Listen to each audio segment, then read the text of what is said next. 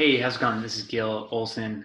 Just running through this conversation that I've had over and over again for the past 2 or 3 weeks, and just want to organize it into a deck to try to explain um, some of the conversations that I've been having on repeat with people over the last few weeks. Um, I call this the window of opportunity, and I think that that's what we're in right now. If you're thinking about selling a house, um, the upshot of this is that I believe the next few weeks from today until some time in the future, in the relatively near future, is the best chance that you're going to have in the next 1 to 5 years to pull the most amount of money out of that asset, given everything that's going on. My two asterisks here are that I know that everyone's situation is unique and risk tolerance is different depending on where they're at and what their goals are. And because there's so much uncertainty, I obviously reserve the right to alter my opinion as the facts come in, and reserve the right to be wrong about what I'm saying actually today. Just trying to offer the best guidance based on what we know. I know that when I say 5 years, I sound like Chicken Little, like things are like there's not a lot of people talking about that type of time frame for sort of a longer term downturn or depression type scenario as opposed to a recession or whatever. But I'm not the only one that's thinking that, and I'm pulling a lot of this information from really smart people. We've already seen headlines that it's longer than we thought. I just don't know how long it's going to be. So the trade-off is really like if you're thinking about something, and then if you were thinking about selling your house in this year or two, and you're able to, there's more certainty now than there will be 6 months from now, I believe. And I think the evidence is sort of moving in that direction as we go. I'm calling this an M-shaped recovery where we don't even know if it'll bounce all the way back up. I would highly challenge the assumption that things are just going to snap back to normal, even if there was a vaccine for this thing tomorrow. I posted this on March 15th, that it's not just about the bug, and I'm sort of copy pasting Ray Dalio's quote here: the set of circumstances is unsustainable, certainly can't go longer as it pushed to, as it's been since 2008. This is why I believe that the world is approaching a big paradigm shift. And that's from an article published in July 17th of last summer, before coronavirus was even a thing. So I highly recommend that you read this article, and it talks about the higher level things. And Dalio would say that coronavirus is the cause of a paradigm shift that was going to inevitably occur from some spark that he didn't really see that it was going to be a global pandemic, but he knew that he was pointing to all these factors. It's a comprehensive study that I highly recommend that you check out. And then his assessment after coronavirus has happened and what that means for these forecasts that he's made. The best analogy I can use is like a hurricane, where there's a wide spaghetti range of forecast models that go from certain of what's happened already to potential possibilities that are wildly divergent. And that's sort of what's going on. This looks like the curve flattening to me. We could have a lot of deaths or another surge in problems from coronavirus, or we could flatten the curve and then open things back up. We don't really know what all that looks like. We get more information each day and week, but it's sort of like you have one scenario where it veers off to sea and there's really no damage. And then there's another scenario where it swings back and it smashes into you. And for people that are from this area, they know these tracks and what that looks like and can remember what Sandy was like. And sort of the question to pose is like, if you were planning to sell your house anyway, and you saw a forecast like this and you were able to sell your house while there was a chance that it would smash into your house, why wouldn't you want to just make sure that you got through that transaction while you had that window of opportunity? And that's what I think this is. Because there are certain things that we do know. What we do know is that the market started out, if you look over here, the green line is for buyers, and it's a rough estimate. This is not like numbers behind this, but this is what it felt like and what was happening in the market. There were more buyers than sellers all last year and into this year. The dip that you see there on the left of this chart is the holiday season. Less people are out in between Thanksgiving and Christmas and New Year's. I'm going to wait to sell my house until the new year. If I heard that a million times in the fall, that was too few. Then there's an uptick in both of these things. All right, it's a new year, it's 2020, now I'm going to go buy that house, I'm going to list my house, and there was an uptick in both of those things. Still more buyers than sellers, so prices were rising. And then as the spring went on, the buyers really started to come out in force. Interest rates were hitting all-time lows. And then, so inventory that was on the market was getting bought up, and there was a divergence, and then prices were rising. That's what the spring was like between January and, I'm going to call it March 15th, just for simplicity's sake. So we know for certain that the early spring market was super hot. We were approaching and above all-time highs since the last height in the real estate market in our area, and it started early. I drew something in the first week of January. The spring market was pulled forward because the biggest story that people were thinking about in January was, this is an election year. We don't know if we're going to be, you know, a united country and everything there, or we're going to have a big fight between red and blue.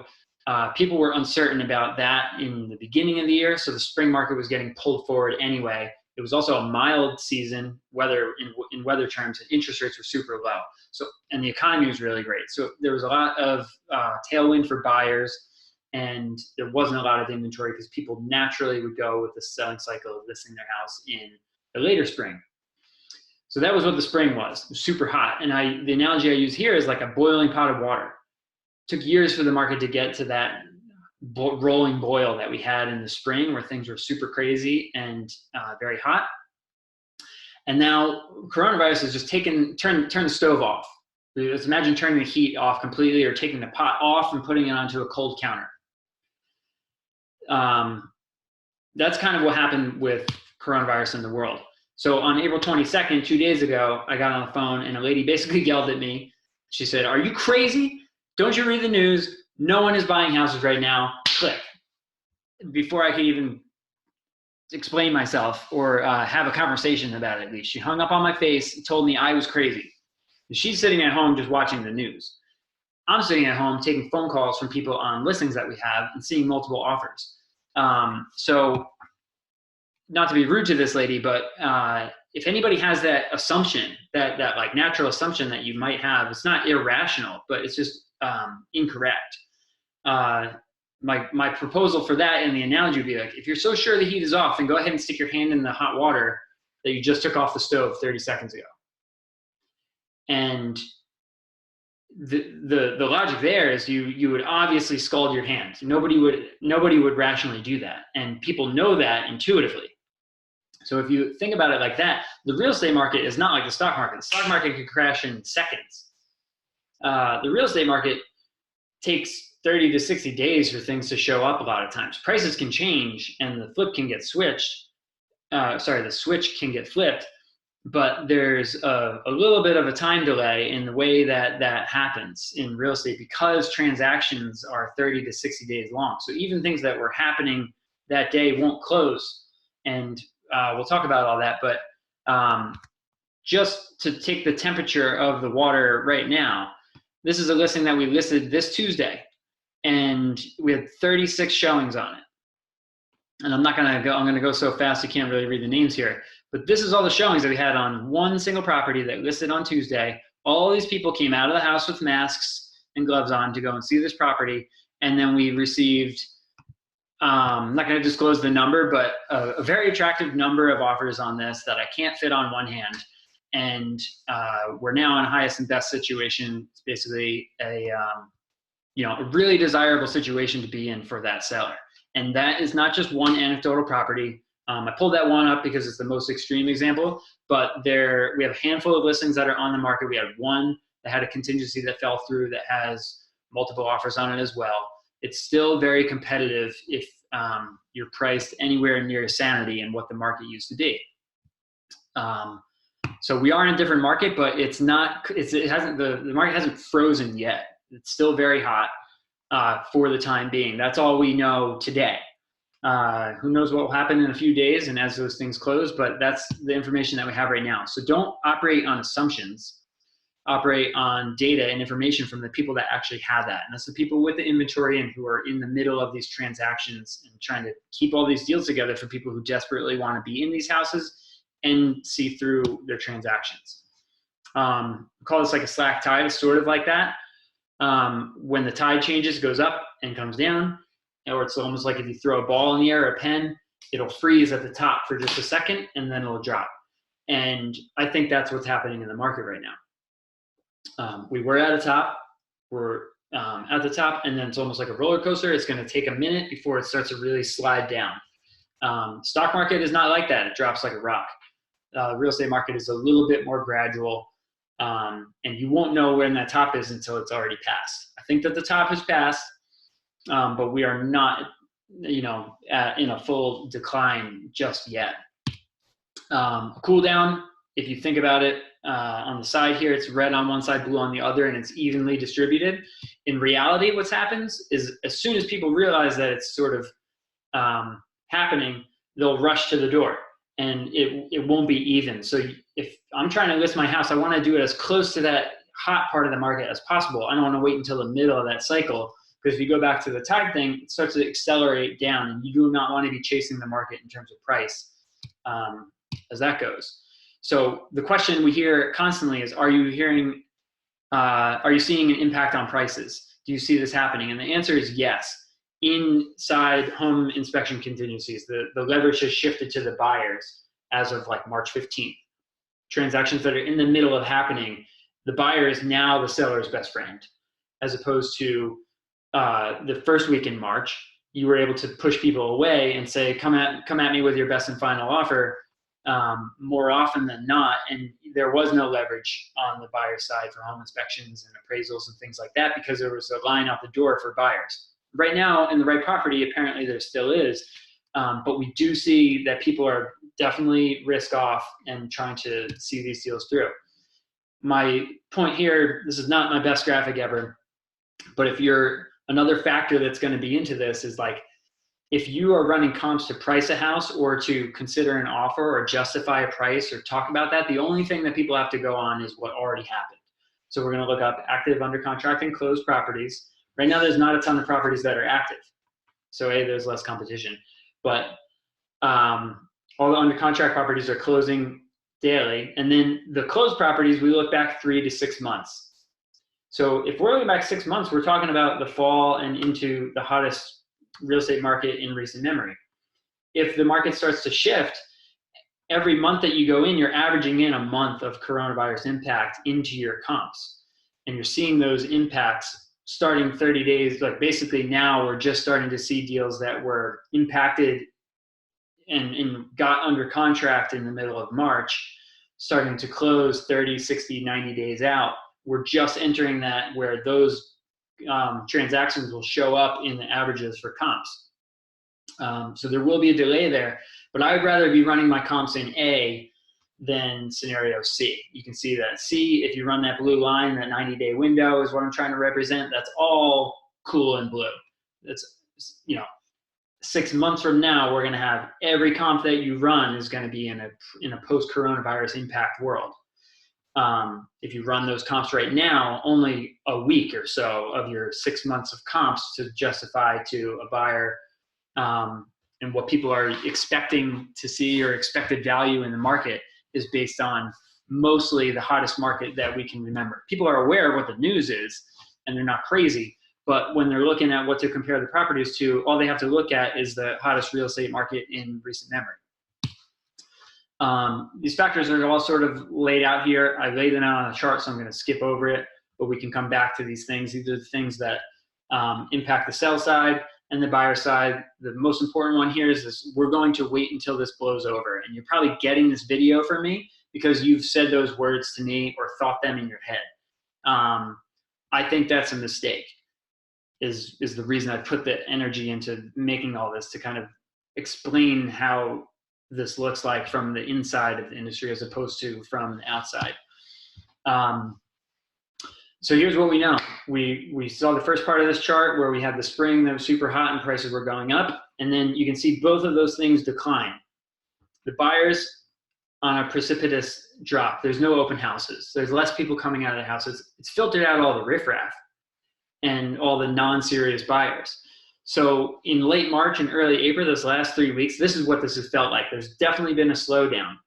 And sort of the first week of the shutdowns, there was really not much happening in terms of showings. Now people are coming out a little bit more in force. But you'll notice the really important point here is that the green line is still above the red line. Even though they're both trending down, houses are coming off the market, people are pulling the houses off the market, they're selling, all these things. The buyers are staying at home too, but there's still more buyers than sellers, and prices are still hot. And that's what I think is happening right now. So right now, I think we're in this little uptick where the buyers are starting to be like, hey, I actually need to buy a house this spring for whatever life event or reason. But people are withholding the listings that they're going to sell anyway. So there's a way shortage of inventory. When I run comps in neighborhoods, I'm seeing one house in the right price point to compare their house to for competition right now. 1, 2, 3, maybe. And in a normal selling season, there'd be like a dozen or 2 or maybe 3 dozen houses to pick from in that sort of general area. And now there's literally 1 or 2 houses for sale in certain neighborhoods. And this has happened on more than a handful of times where I'm looking and there's literally only 1 house at the same price point. And there's multiple buyers, and that's what we're seeing like with the offers that I just showed you at. So right now, I think this pent up demand that people talk about, I've heard people say that when it opens up, there's going to be a lot of pent up demand. I think that we're seeing the demand right now. And what I think we're not seeing is the pent up listings. We're just starting to see people starting to be like, oh my God, it's almost May. I do want to sell my house. I would rather, if I'm selling, I want to be on the front end of that wave, not on the back end. Because this is where I think we're going. I don't know where that dotted line is, but where the switch is going to happen. But at some point in the future, I think we're going to have a flood of inventory and a shortage of buyers, because the people that are buying right now are going to get into these homes, and the people that everybody who's holding off on selling is going to flood the market. And then all those factors from a couple slides ago are laid out onto that curve right here. You can see, right now, in between that window of opportunity, you see the pent up demand that we're seeing versus people withholding, probably you are saying, I'm thinking about selling, but I'm going to wait until this blows over. Meanwhile, there's serious buyers who are leaving their house and putting a mask on and trying to write contracts. I showed a house to somebody today. It was the first house I showed them. They said, we want to put an offer in on. Like, the people are out there, and there was a party right before us with masks, and we had to wait and do the whole thing. At some point, that's going to switch, is what I firmly believe. So we've got normal seasonality. People naturally list their houses in May, June, leading into summer, April, May, and June. Very few people did in April. More will in May, and even more will in June, I think. So the people that were going to list in April will probably list in May or June, in addition to the people that were going to do that anyway. Then we have, if the curve is flattening and restrictions are easing up and we're trying to open up the economy and do things like that, you've got more people feeling more comfortable doing those things. And then there's going to be people that lost their job and have to sell their house, distress sales, people that don't want to sell their house but have to as time goes on, whether that's in a month or 2 or 3 or 6 or a year. I don't really know. They're going to be scattered across different markets and price points differently, but there will be distress sales based on the coronavirus. And then what I think I'm going to be hearing on the phone or in appointments with people and having conversations with people, and the thing that I would want to avoid, and I'm making this video so that hopefully you can avoid, is that feeling of we should have sold it sooner. As you see that switch, if you realize you're in that environment and you're chasing the market, and then your neighborhood is flooded with inventory and there's a lack of buyers for them, you're going to see that impact in price. I don't know how much. Is it going to be 10, 15, 20%? Probably in the range of 10 if I had to guess. Don't hold me to these numbers, but $10,000 on 10% on a $300,000 house is $30,000. The same number on a $500,000 house is 50 grand. So we're talking about significant amounts of money, even if it's only 10%. And with the factors that are going on in this unprecedented era, I wouldn't be shocked if there's an impact of more than that on pricing in certain markets and price points, obviously. On the demand side here, the spring buyers will have bought. Budgets are going to get tightened. Economic qualification impact. We talk about the mortgage industry increasing their credit scores. So just the buyer pool is going to shrink.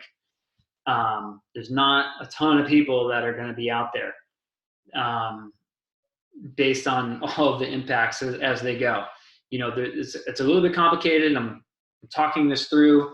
It's very uncertain, but I think these are the general trends of where we're at and where we're headed. And given all that, that's why I call this the window of opportunity. I don't know where the dotted line is. I think that it's definitely coming, but I don't know when. So we know where the blue line is when we got our coronavirus shutdowns and the impact on the market there. And then I don't know where that dotted line is. But if I'm trying to sell my house, I would definitely want to be on this side of the dotted line instead of the opposite side of the dotted line with all of these factors. Here's my info. I'm primarily putting this out if you have other resources that I'm missing a piece of this, or there's something that I don't know, or a factor, some evidence that you're showing that kind of shows the opposite. I'd love to know what those things are, or answer any questions about your specific scenario based on price point and market and all these different things. I'm just throwing out my info there, but I've repeated this conversation, 100 times already, and I'm hoping that this makes it a little bit more clear with the visuals and to just try to save some time. Hope that's helpful.